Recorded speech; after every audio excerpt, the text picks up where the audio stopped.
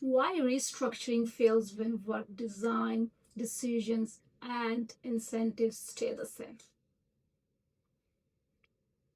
6 months after the restructure, the same problems were still there. That's the part most leaders don't expect. As the chart has changed, new reporting lines are there, new team names, and even fewer layers.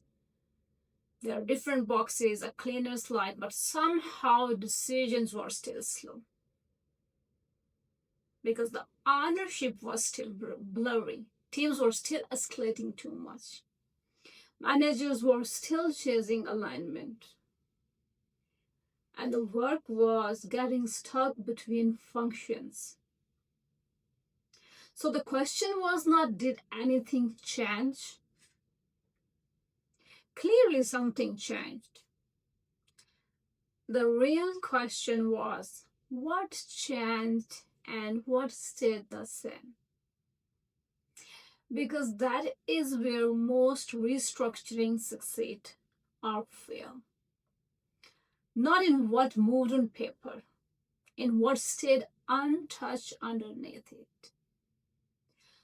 A lot of leaders restructure for real reasons. We know that. Because maybe sometimes the things are too slow, are too expensive, maybe political, duplicated, or hard to coordinate. And when that happens, structure becomes the obvious place to act. You can see the structure, you can redraw it, you can move teams, merge functions, collapse layers. It feels decisive. It looks like change. But that's also why it is dangerous, because structure is visible, and if you just create, it can create illusion of real change. That's why the question is, what changed and what stayed the same? Because if you change who reports to whom, but you didn't change how work actually moves, what will happen? The same frictions come back, just inside a different chart. This is where organizations confuse structure with system, and they are not the same thing. The organizational chart shows formal authority. The system shapes actual behavior. The chart tells you where accountability is supposed to sit. The system tells you how work really flows, like how decisions travel, how handoffs are happening, how priorities collide, how managers react under pressure, how risk gets escalated. What are you rewarding? What gets tolerated? That's where people learn what is safe. That's the system. And performance is shaped much more by that than by chart alone. So what happens after many restructures? Many of us experience that the boxes move, but the same patterns remain, the same approvals, the same decisions, head of confusions, and some local protection, some unclear ownership, and even some management habits, of course, resulting in more delays. So let us look at the redesign and think, why didn't this work? Because often the answer is simple. They changed the structure, they didn't change the conditions producing the behavior. That's the reason. This is the part I think a lot of organizations still underestimate, because Behavior doesn't come mainly from the announcement, it comes from the system people are operating inside every day. If decision rights are still unclear, of course, people will still escalate. If handoffs are still vague, what will still sit between teams? If incentives still reward local wins, of course, collaboration will still weaken. If managers still run everything through exceptions, then the new model will still feel old. And if the work still crosses boundaries with no clean flow, of course, still speed will suffer. People adapt to systems much faster than adapt to messaging. And right now, this matters even more because organizations are not changing in a stable environment. They are restructuring while roles are shifting, while AI is entering workflows, while teams are doing more cross functional work, while managers are expected to lead across more ambiguity. So, here the old idea that you can just redraw hierarchy and performance will follow, that idea is getting weak. Today is moving across networks, not just lines, across functions, across platforms, across human and digital boundaries, even across formal and informal power.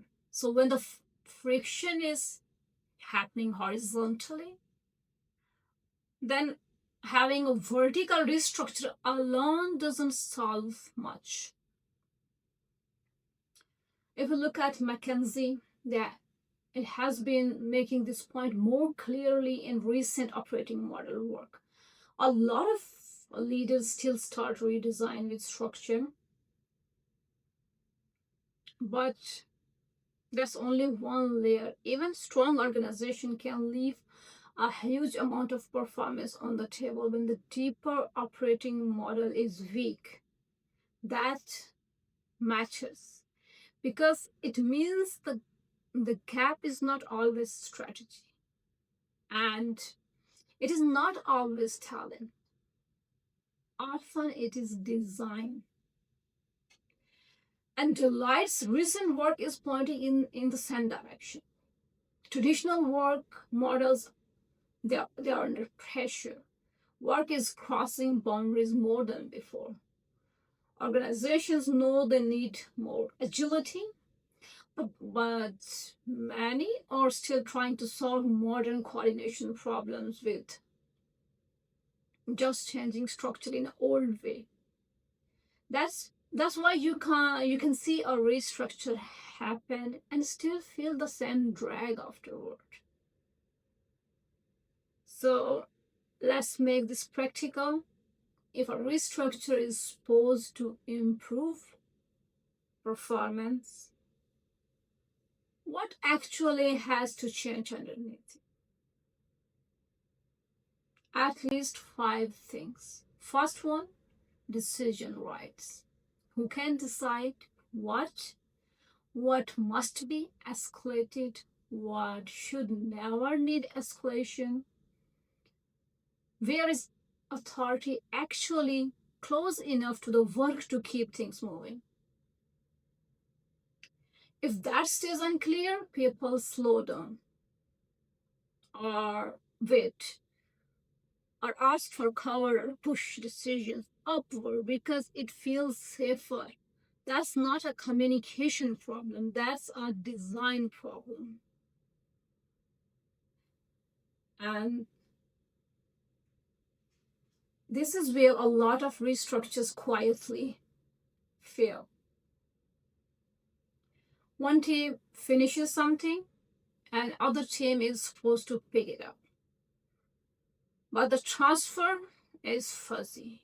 Nobody defined the exact ownership shift.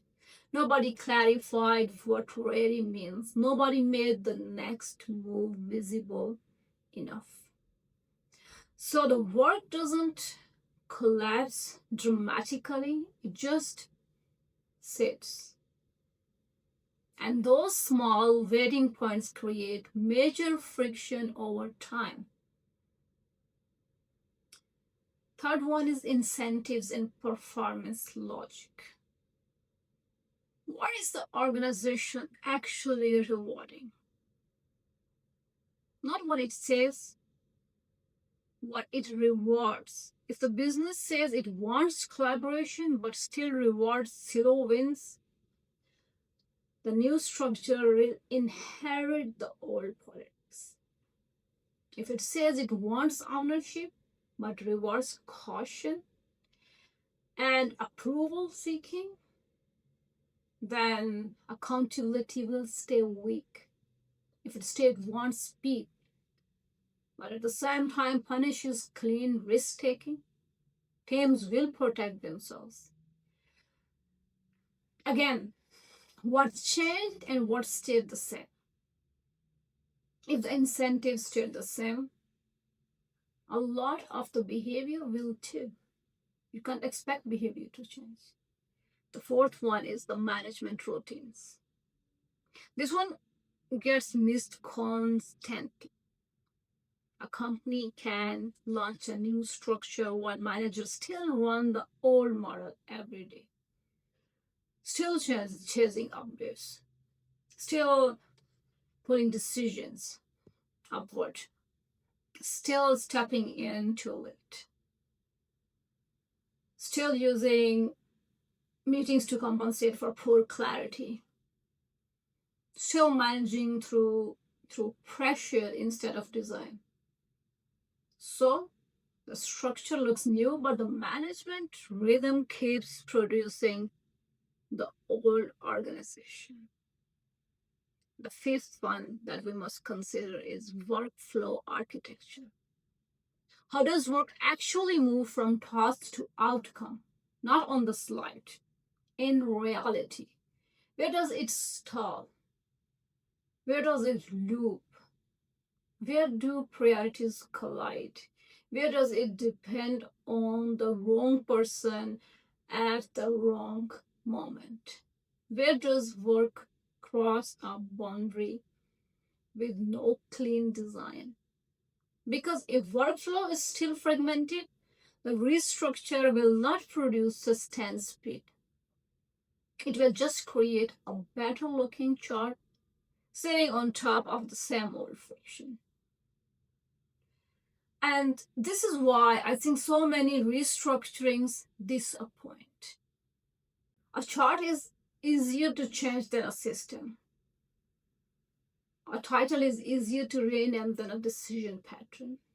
A reporting line is easier to move than a head of design. A layer is easier to remove than an incentive logic.